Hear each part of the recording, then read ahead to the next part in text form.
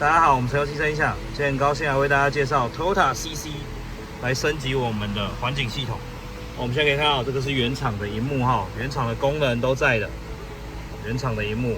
哦，那我们的部分可以升级我们的环景，我们环景打下倒车，哦，就可以显示哦，专车专用的车模哦 ，Toyota Lexus 专用界面，哦，专用界面，哦，打低档。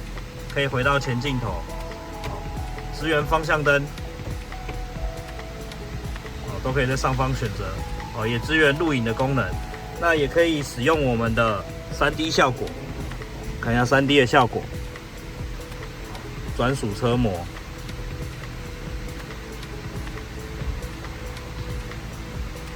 支援录影功能。有兴趣的可以下去我们粉丝专页哦。原厂萤幕升级，不需更换萤幕。